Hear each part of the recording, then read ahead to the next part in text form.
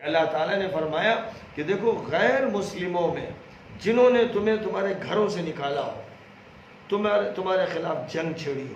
تمہارے خلاف انہوں نے ظلم کیا ہو، ان سے تو تمہارے تعلقات دوستانہ نہیں ہوں گے، لیکن وہ غیر مسلم جنہوں نے تم پر کوئی ظلم نہیں کیا، جنہوں نے تم کو گھر سے باہر نہیں کیا، جو پرامن ہیں اور اپنے کام میں مشغول ہیں، ان کے ساتھ تمہیں انصاف کرنا چاہیے اور ان کے ساتھ تم حسن سلوک کرو، اللہ اس سے منع نہیں کرتا۔ یعنی لڑائی صرف کفر کی بنیاد پر یا عقیدے کی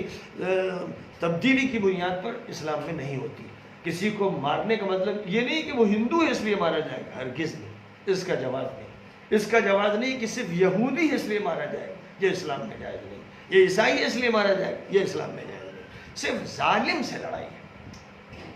لڑائی ظالم سے، ستمگر سے، جس نے مسلمانوں پر مذہبی اعتبار سے ظلم کیا ہو اور ان کو گھروں سے بے گھر کیا ہو، ان کے بارے میں وہ رویہ ہے کہ پھر وہ گویا جنگجو ہے، اور جنہوں نے ایسا نہیں کیا وہ عام لوگ ہیں، ان کے ساتھ ہماری جنگ نہیں بلکہ ان کے ساتھ ہمارے انسانی دوستانہ برادرانہ تعلقات ہونے چاہیے، اور اسی میں اسلام کا فروغ بھی ہے، اسی میں ان کے لیے بھی عافیت ہے اور بہتری ہے۔ ہندوستان میں 99% سے بھی زیادہ جو لوگ ہیں وہ پرامن ہیں، وہ چاہتے ہیں کہ کوئی فتنہ نہ ہو، جھگڑا نہ ہو، اس لیے یہاں ہندو مسلم ٹسل یا ہندو مسلم کلیش نہیں ہونا چاہیے۔ اور جن مسلمانوں کے دماغوں میں یہ بات ہو، اگر ہو کہ صاحب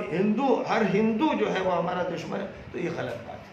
اور اسی طرح ہندوؤں کو بھی یہ بات سمجھانا چاہیے کہ مسلمانوں سے یا اسلام سے آپ کو نفرت نہیں کرنی چاہیے۔ اگر کوئی مجرم ہے تو قانون کی نگاہ میں جب وہ مجرم ہوگا تو اس کو قانون کی گرفت میں لیا جائے گا۔ یہ نہیں کہ میڈیا کے لوگ کسی کو غلط کہہ دیں تو وہ غلط ہو جائے گا۔ آج جو صورتحال اس وقت ملک میں ہو رہی ہے، ایک عرصے سے کہ CAA NRC وغیرہ کے بارے میں جب مظاہرے ہو رہے تھے تو پولیس اپنی کارروائی کر رہی تھی، اوپر سے اشارے ہو یا نہ ہو یہ ہم نہیں جانتے، لیکن وہ کارروائی جائز نہیں تھی، کیونکہ یہ حق پولیس کو نہیں دیا گیا ہے کہ وہ اپنی طرف سے عدالت بھی لگا دے اور اپنی طرف سے قید کر لے اور کارروائی کر لے اور خلاف قانون کرے۔ اسی طرح ابھی جو واقعہ کورونا وائرس کے سلسلے میں پیش آیا، جس میں تبلیغی مرکز پر الزام لگا دیا گیا، مؤسسات پر الزام لگا دیا گیا، یہ الزام فی الحقیقت پولیس کی طرف سے اس طرح سے لگایا گیا اور میڈیا نے اس پر خوب رنگ آمیزی کی اور خوب اس میں زہر ڈالا۔ یہ سارا کام لا قانونیت کا ہے، یہ جنگل کے راج کا نتیجہ ہے، اس کا ملک کے کانسٹیٹیوشن سے کچھ تعلق نہیں۔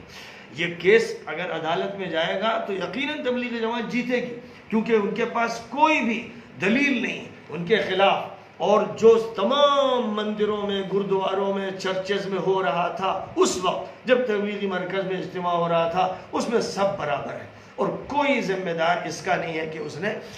کووڈ-19 یا کورونا وائرس کو پھیلایا ہے۔ تو کیا تبلیغی جماعت نے ووہان چین میں کورونا وائرس پھیلایا؟ سب سے بری حالت اس وقت امریکہ کی ہے اور یورپین کنٹریز کی، اور سب سے پہلے اٹلی کی ہوئی، کیا تبلیغی جماعت ذمہ دار تھی وہاں؟ تو پاگل لوگ، سنکی لوگ، یا بدماش اور مجرم لوگ، یا جھوٹے اور مکار لوگ جو